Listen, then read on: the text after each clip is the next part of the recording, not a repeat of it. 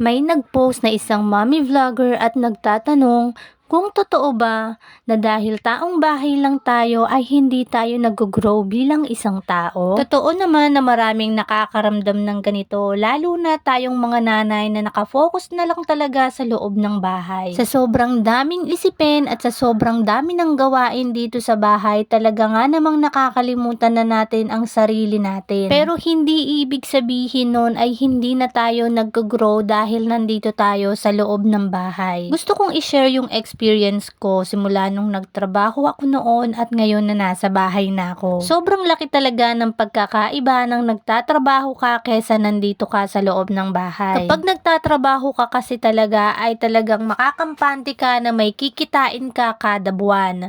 May inaasahan ka na magagamit mo sa kung ano man ang gusto mong bilhin para sa sarili mo or sa pangangailangan sa araw-araw. Marami ka ring makikilala at yung iba nga ay magiging kaibigan mo pa. At habang nasa trabaho ka naman ay nakafocus ka sa trabaho na dapat mong tapusin sa loob ng buong isang araw. At ang pinakamasaya dito ay kapag sumasahod na ay may usapan kayo ng mga kaibigan mo kung saan na kayo kakain pagkatapos ng trabaho. Totoo na napakasarap nga rin talagang magkaroon ng trabaho or magtrabaho dahil kaya mong i-provide yung pangangailangan ng mga anak mo. 3 taon nang nakakalipas simula nung nawala yung nanay ko. Siya kasi yung tao na nakasama namin ng mga anak ko at nag-aalaga sa mga anak ko sa tuwing pumapasok ako ng trabaho. At dahil nga ako ang nagpo-provide ng pagkain namin, hindi ko na iniisip ang mga problema sa loob ng bahay. Pati nga mga gawaing bahay ay hindi na talaga pinapagawa sa akin ng nanay ko dahil alam niya na pagod ako sa trabaho araw-araw. Pero sa totoo lang, nalulungkot ako kung bakit hindi sinasabi sa amin ng nanay ko yung hirap niya sa pagpapalaki sa amin ng mga anak niya. Ngayon ko nasasabi na sobrang hirap pala talagang magpalaki ng mga anak, lalo na kapag wala kang katuwang. Nung nakilala ko yung bagong partner ko ay marami rin kaming hindi pagkakaintindihan at marami rin akong narereklamo sa kanya. Dumating na nga yung times na gustong gusto ko na rin siyang iwan at gusto ko na rin sumuko sa relasyon na meron kami. Dahil nga hindi niya rin napoprovide yung mga pangangailangan ko sa sarili ko.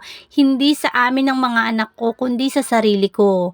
May pagkukulang siya na hindi nabibigay para sa akin pero naibibigay niya naman sa mga anak ko. At ito ang isang masisigurado ko sa inyo. Totoo na kapag dumating ka na sa sitwasyon na ikaw na lang talaga yung nag-handle sa emosyon mo, yung walang kahit sino na nandyan para sa'yo, yung walang magko-comfort sa'yo, dun mo marirealize kung gaano ka katatag kapag nalagpasan mo yung pagsubok na yun. Nakakaramdam talaga tayo ng disappointment sa sarili natin, lalo na kapag may mga gusto tayong mangyari or gustong ma-achieve sa buhay natin pero hindi natin magawa dahil nga nasa bahay lang tayo. Hindi na natin madalas napapansin yung mga magagandang nangyayari at yung mga bagay na hindi naman natin hinahanap pero bigla-bigla na lang dumadating. Kaya ang mapapayo ko sa'yo kung nandiyan ka pa lang sa sitwasyon na sinasabi ko, ugaliin mo ang magsimba kada linggo. Ugaliin mo din ang lumapit sa kanya at magdasal kapag may problema ka. Doon mo marirealize yung mga maling bagay na nagagawa mo pero akala mong tama. Marami kang marirealize na mga bagay na dapat nung una pa lang na-realize mo na at nakapagpasalamat ka na. Pero dahil nga puro negative ang nasa isip mo ay hindi mo magagawa yun, kaya't ang magagawa mo lang ay palaging magreklamo. Madami lang sa ating mga mamis ang hindi nakakapansin na nag-grow tayo dito sa loob ng bahay. Hindi man tayo nakakasabay sa mga fashion ngayon, pero mas nakakasigurado ako na mas nagiging matatag ka at mas nakikilala mo yung sarili mo kapag nasa loob ka na lang ng bahay. Kasi sa loob ng bahay, ikaw lang mismo sa sarili mo ang magkokontrol ng emosyon mo.